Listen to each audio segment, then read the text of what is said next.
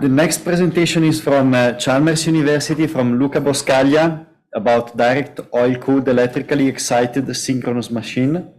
Luca Boscaglia received his bachelor's degree and master's degree in electrical engineering, respectively from the University of Napoli and from Politecnico di Torino in Italy.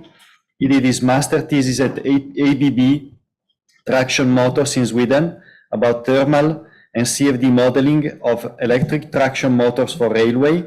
And then he joined ABB Low Voltage Motors and Generators in Milan in 2019, working as a R&D engineer, mostly on thermal design and fluid dynamics simulation of electrical machine. In 2020, he started his PhD at Chalmers University of Technology in Gothenburg, Sweden, on electrical machine design for vehicle applications.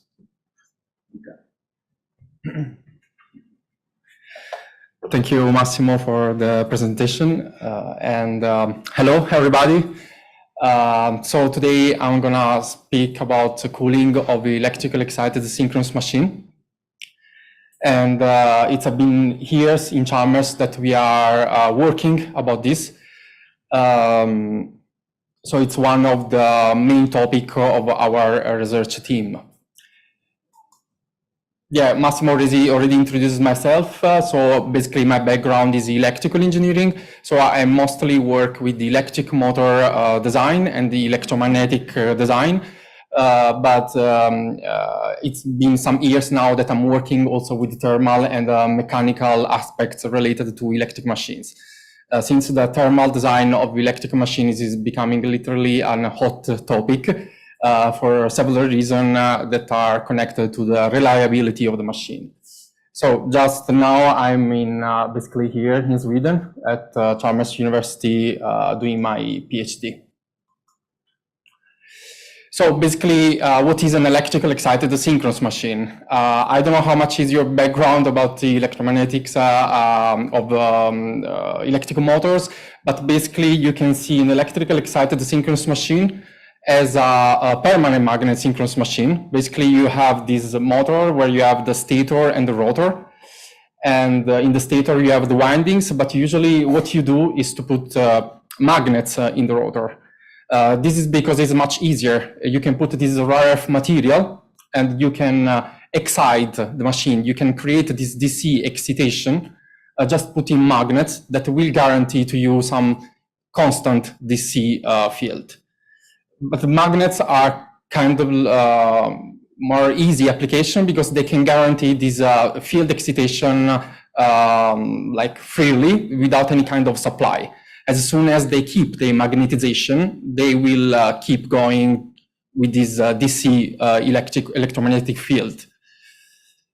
But what is the problem? Rare earth material are extremely rare, and they create a problem when they get very hot because they are subjected to demagnetization.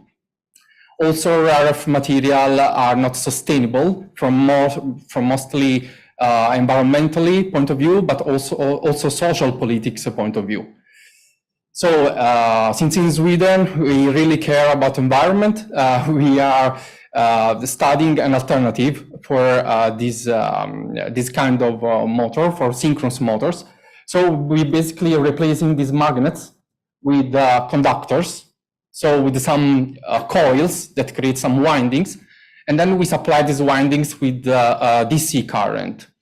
It's a little bit like old style, old synchronous generators, where basically you have these silent poles and you put basically these windings around the poles. Advantages, yeah, we can say first the disadvantages of this kind of motors is that you need to supply current. So it means that you have to provide a voltage supply. You have to provide also power electronics because you have to rectify this current most of times. Sorry, you have to, yeah, you have to adjust also the level of voltage. So you need some kind of rectifiers and transformer. And one of the big problems is also that you have to supply current to something that is rotating. So you have to guarantee some wireless electric connection. In this way, in this case, in Chalmers, in our prototype, we are using rotating transformer to provide the voltage to these rotating windings. But one of the advantage is that this guy has much more efficiency at high speed of this guy. This is for electromagnetic reason, and I don't know how many of you have heard about flux weakening. Basically, this guy, when he goes to high speed, you have to cancel the flux provided by the magnets. So basically, yeah, we can see here. You can see here the flux density in Tesla. Basically, when the permanent magnet synchronous machine goes at high speed, in order to increase the speed of the machine, you have to cancel with the stator flux, you have to counteract the rotor flux. So you don't want the rotor flux anymore, but you cannot deactivate the magnet. You cannot do that. So you have to push from the stator some magnetic field to cancel the rotor magnetic field. But here instead, you can just cancel the current. You can just put the current as 0 because you can control the current here. But the problem of this guy is that it becomes extremely hot because you supplying current, you are making the rotor extremely hot because we are supplying here some current up to 10 amperes for conductors that are 1 millimeter diameter. So the current density here in the rotor is extremely high. Basically, this is the trend of that there is now in automotive. Everybody wants high torque density. It means that you want very small motor, especially now where the batteries are taking so much space. But at the same time, you want to guarantee that you are exchanging heat to keep the temperature of all the components below the limits that in order to guarantee the reliability of the motor, that the motor survives. The problem is that you have to guarantee this along all the driving cycle. So for example, if you look at the one driving cycle, you will have thousands of points. Along all these thousands of points, you have to guarantee that the thermal, the temperature of the components are below the thermal threshold, for example, of the insulation. And this means that that's why now electrical engineers are so focused in thermal aspects because electromagnetic design should be adjusted considering the thermal design.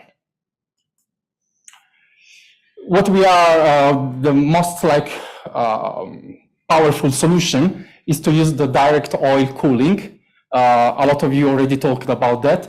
So why we use oil? We use oil because it's used already in lubrication, but we understood that this is some kind of in contrast with the cooling aspects because there are two different kinds of oil. But at the same time, the oil is a good insulator, electrical insulator. That's why you can directly put oil on the windings.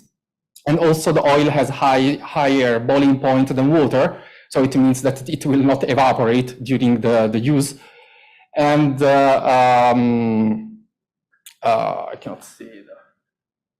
And also the oil prevents the corrosion.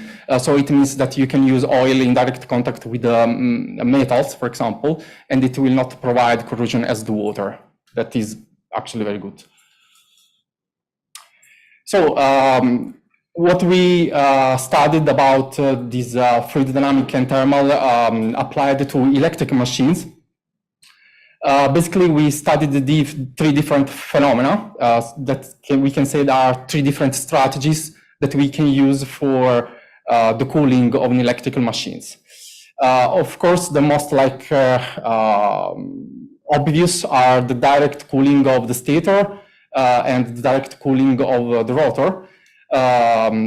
Direct cooling of the stator, it means that we are putting the oil in contact with the stator lamination and the stator windings at the same time. And the direct cooling of the rotor, it means that we are cooling the rotor shaft, the rotor lamination, and also the rotor windings at the same time. And then since you have some direct cooling of the stator, but you also have some direct cooling of the rotor, it means that in the machine you cannot avoid to create some oil level. But we can use this oil level in some way, or we should get rid of this oil level. Yeah, this was another question. Can we implement some kind of oil level control? So we also were interested in see this phenomena that we can call oil splashing. Basically, we keep some level of oil inside the housing. Then we have the rotor that is rotating, and then we will have some splashing effect, and then we can see what kind of effects we can have from the cooling point of view. So basically, we can see, for example, here, an example where we have 4 oil levels. And this study consists of 4 scenarios. The first scenario is where we simulated basically the oil level of 0.2 liter, and we considered both oil and air. So basically, in this case, the level of oil is very low, and the rotor basically does not touch neither the level of oil. But the point is that when the rotor rotates, it will move the air.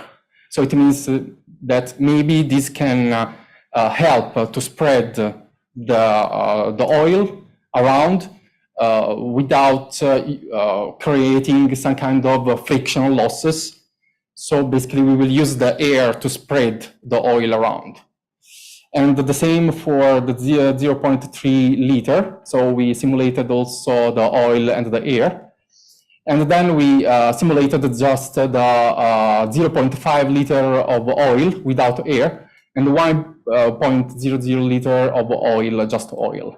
So basically, when the level of the oil is very low, we simulated the oil plus air because we believe that the air effect is prevalent. But when the level of the oil is very high, in the sense that you have that the rotor is immersed in the oil, then we can avoid, we consider to avoid to consider the effect of the air ventilation. This is because the splashing of the oil will be due mostly to the contact between the oil and the rotor, but also because the thermal conductivity of the oil is much higher than the one of the air.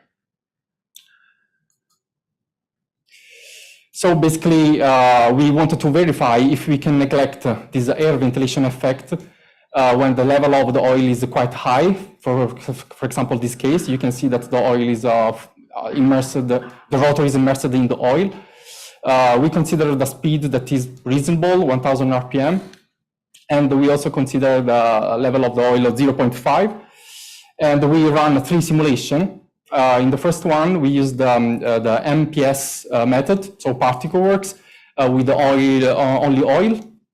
In the second one, we use the Particleworks to simulate the MPS method, we can say, to simulate both oil and air. And then in the third scenario, we used the MPS method for the oil. And there is this function in Particleworks that I really like. And then Hassan showed to me, where we can basically simulate the oil with the MPS. And then we use the finite volume method for the air. So we use the mesh-based method for the air, basically. Then we evaluated the torque that take into account the impact of the oil or the fluids, we can say, against the rotor during the rotor rotation. And we basically saw that for all 3 scenarios, so no oil, oil with MPS method, and no air, air with the MPS method and air with the finite volume method, we got basically very similar values of the torque. This means that when the level of the oil is high and then the oil is directly touching the rotor, the ventilation effect of the air is very low. Then we wanted to estimate both the heat transfer coefficient and also the mechanical losses that we have from this splashing of the rotor. What we did, we considered the 3 speeds, 1000 RPM, 5000 RPM, and 10,000 RPM for different level of the oil. Usually these speeds are quite important because this is a relatively low speed, but it can take into account, for example, the region where the rotor is at high torque and low speed. This one is very close instead to the base speed of the rotor, so of the motor. So it is very indicative of when the motor reach the highest power. And this is the 10,000 RPM that is instead application at low torque. It means that the motor is going flux weakening, so we reduce flux to increase the speed and reduce the torque. So we can see from here the heat transfer coefficients for different components of the machine that are calculating from Particleworks. How we calculated this heat transfer coefficient, we basically run the simulation. We used the particle size of 1 millimeter. This because a smaller particle size was not requested for this kind of study. And we considered the average. So we run a code to calculate an average value of the heat transfer coefficient. To calculate this average value, you don't need to consider the heat transfer coefficient from 0 to 3 seconds, but in this case, we consider, for example, only the last 2 seconds where the heat transfer coefficient was stabilized. And then we mapped this heat transfer coefficient for all the components of the motor. So we can see basically that the motor can have a lot of benefit for this splashing from the thermal point of view. And so you can see, for example, that transfer coefficient at the shaft, at the rotor lamination, stator lamination, end winding of the stator, and the housing as well. But then we understood that basically this kind of method cannot be used always, and it is actually the conclusion that we wanted to see. Basically, you cannot use this method to cool down a motor because it's extremely bad in terms of mechanical losses. But it was interesting to understand that up to 1000 RPM, the losses are quite low. It means that you can study a sort of strategy, some kind of oil level control. When for example, your motor required very high torque and low speed, for example, startup of the motor. In this case, the motor is for truck application. So you need, for example, very high torque for 5-10 seconds. High torque means very high current. It means that you are increasing the current at maximum value. It means that your motor is getting very, very hot. This is the tragedy for electrical engineering and engineers as well. So it's very good that maybe this oil level strategy, oil splashing, can be used at low speed because the mechanical losses are still low. But definitely after 1000 RPM, you cannot use this strategy. We should forget about all this because efficiency of the motor is completely gone. So second part of the study is the stator direct oil cooling. The aim of this study is to optimize the stator cooling system, display the oil flow, and also evaluate the heat transfer coefficient. So we want to direct oil cool the winding, the end winding, especially of the machine. But with this strategy, we are basically cooling down at the same time the stator, the housing, and the copper as well, the windings. I cannot show the details of the design because this project is in collaboration with a lot of different industrial partners. So I don't want to be sued, but I can show you a little bit what is the concept. In this case, we printed, we 3D printed the whole machine.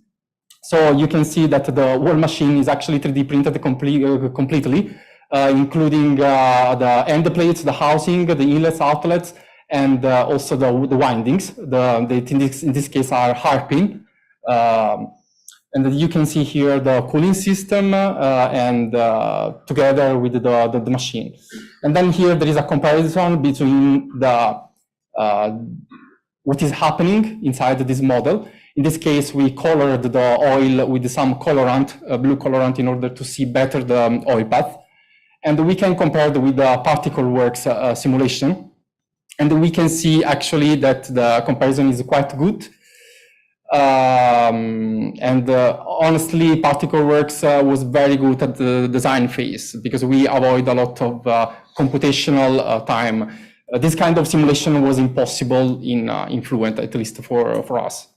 So this simulation took, for our computer that is not extremely powerful, but has a good GPU, it took something of like 3-4 hours instead of weeks. So it's extremely good. And here you can see also the experimental results in terms of pressure drop inside the machine between the Particleworks result and experimental results. And we are kind of satisfied. We are extremely satisfied because when you don't have the machine, you have no idea about what is your pressure drop. So you have to dimension all the cooling system, and you have some specification requirements from the industrial partner. For example, the industrial partner says, I don't want a pressure drop that is higher of 15 kilopascal at maximum flow rate. So this was extremely good. And these are the heat transfer coefficient that we got from the simulations. We understood that this kind of design, through Particleworks and through this simulation and this setup, we understood that we don't like this design. We don't like this design because there is some problem with the surface tension. So not all the oil is going as we want on the end windings, but the surface tension is too high at some point. So the oil flow is deviating and is not going there. So this is fired. Then we have the last part of our study, that is the rotor direct oil cooling. So basically, rotor cooling is much more challenging than the stator because the rotor is rotating. So you need some rotary joint if you want, for example, to input some oil inside the shaft. And also because from the thermal aspects, the rotor is surrounded by air gap. It means that this is a flux barrier for the heat flux. And also the rotor is not so much accessible like physically, since it is surrounded by the stator. So what we wanted to see some, we did some simulation in Particleworks because we wanted to understand the flow path of the oil. And also we did some experimental setup because then we prototyped the rotor, so we could verify this flow and also a little bit of, we could see how much was the temperature. So we did the CFD simulation at different rotor speed. We evaluated the pressure drop and the oil and the oil speed. And also again, we calculated the heat transfer coefficient and we evaluated some losses. Again, we have evaluation of the pressure drop, since this is a kind of important requirement from our partners. And in this case, I also simulated something in Fluent, and we can see that Fluent simulation in ANSYS Fluent and Particleworks and experimental are in agreement. Of course, there is some deviation, but we believe that this deviation is because we don't know so much about the datasheet of the oil that we are using, because sometimes some parameters are very hard to get from the suppliers. So yeah, for sure, we have some parameter that is not exactly the one that is supposed to be. Then we combined basically flow simulation using Particleworks and thermal simulation using Fluent. So basically what we did, we created a sort of iterative algorithm where first we assume, basically we run a thermal simulation using only the fluid in Particleworks, and we assume an initial temperature at the wall. Then from here, we can we can estimate the heat transfer coefficient and also the local fluid temperature. Then we input these parameters in a conjugated transfer model in Fluent. In this case, we can estimate a new wall temperature that we can input in this system, again, in Particleworks again. So at the end, this iterative method should lead to convergence, where the temperature, local temperature of the oil and the temperature of the wall becomes very similar. And then we can use this to run the final conjugated transfer model. I think this was the last slide. So if you have any question, you're welcome. Thank you.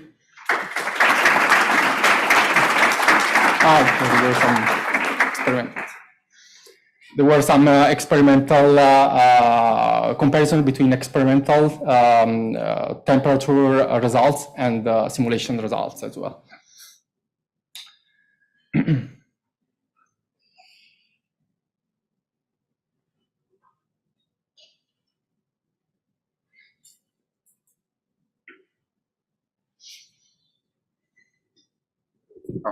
Thank you again for your presentation. Quick question is, you mentioned that you both tried the MPS for oil and air, and then MPS for oil and FVM for air. How was the computational time for both scenarios? Okay. Computational time for only MPS, oil with MPS, was very low, honestly, because the level of the oil was quite low, so the number of the particles was low as well. So we are talking something like 8 to 10 hours with our GPU, sorry.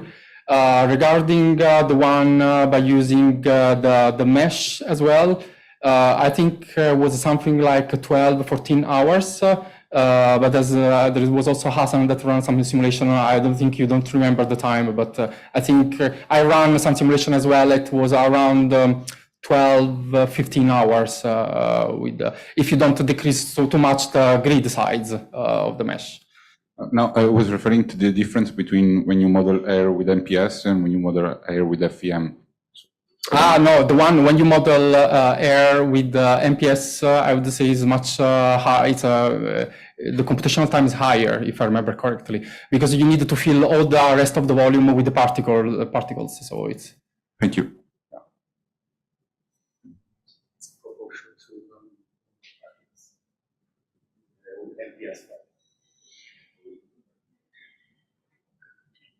Thank you for the presentation. How did you measure the temperature of the rotor windings? And, was it the average temperature or the output of? We have basically, yeah, you can see here you have 3 different sensors, and